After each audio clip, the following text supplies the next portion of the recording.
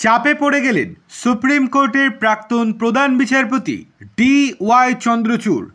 বিতর্ক যেন কোনোভাবেই পিছু ছাড়ছে না DY চন্দ্রচূড়ের। একের পর এক অভিযোগ উঠে আসছে DY চন্দ্রচূড়ের বিরুদ্ধে। কয়েকদিন আগে মামলা বিকৃত করার অভিযোগ উঠেছিল DY চন্দ্রচূড়ের বিরুদ্ধে। তার বিরুদ্ধে যাতে রাষ্ট্রপতি পদক্ষেপ নেন সেই ব্যবস্থা বা সেই পদক্ষেপও নেওয়া হয়েছিল। এবার আরও একটি বড় চাঞ্চল্যকর অভিযোগ উঠে গেল DY চন্দ্রচূড়ের বিরুদ্ধে। কি হয়েছে চলুন জেনে নেওয়া যাক। শুক্রবার অবসর নিয়েছেন সুপ্রিম কোর্টের বিচারপতি AS ওকা। আর অবসর নেওয়ার দিনই তিনি ডাক দিলেন বিচার ব্যবস্থার সংস্কারের। তার দাবি সুপ্রিম কোর্ট পুরোপুরি প্রধান বিচারপতি কেন্দ্রিক। এই ব্যবস্থার বদল হওয়া উচিত। প্রথম থেকেই যখন থেকে সুপ্রিম কোর্ট চালু হয়েছে তখন থেকেই মোটামুটি প্রধান বিচারপতি কেন্দ্রিক সুপ্রিম কোর্ট। কিন্তু একটা সময় যখন DY চন্দ্রচূড় নাম উল্লেখ না করে তিনি জানিয়েছেন আজ থেকে মোটামুটি 2 বছর থেকে 8 মাস আগে অবধি এই ব্যবস্থা চরমে পৌঁছায়। তার বক্তব্য তারা স্বাধীনভাবে কাজ করতে পারতেন না।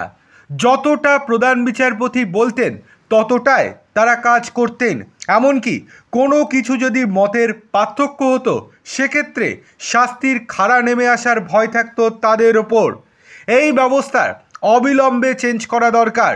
সঞ্জীব খান্না যিনি আগের প্রধান বিচারপতি ছিলেন তিনি এই অবস্থার পরিবর্তন করার চেষ্টা চালিয়ে গিয়েছেন, কিন্তু তার হাতে সময় ছিল না। অন্যদিকে তিনি বলেন বর্তমান প্রধান বিচারপতি BR গবাই সঞ্জীব খান্নার মতোই একজন সৎ এবং অত্যন্ত উদ্যোগী একজন প্রধান বিচারপতি। তিনি পারবেন এই অবস্থার পরিবর্তন করতে। শুধুমাত্র প্রধান বিচারপতির ওপর সুপ্রিম কোর্ট নির্ভর করবে এবং প্রধান বিচারপতির নির্দেশ ছাড়া অন্য কোনো বিচারপতি যে কাজ করতে পারবে না, এই অবস্থার পরিবর্তন একমাত্র BR গবাই করতে পারবেন। তিনি জানিয়েছেন যে তিনি যখন অবসর নিচ্ছেন তিনি অত্যন্ত খুশি যে তার অবসরের সময় প্রধান বিচারপতি রয়েছেন BR গবাই।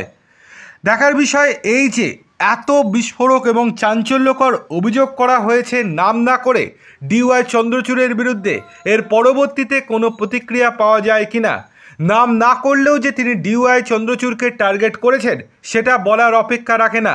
কেননা 2 বছর থেকে গত 8 মাস অবধি কে ভারতের প্রধান বিচারপতি ছিলেন সেটা মোটামুটি সকলেই জানেন।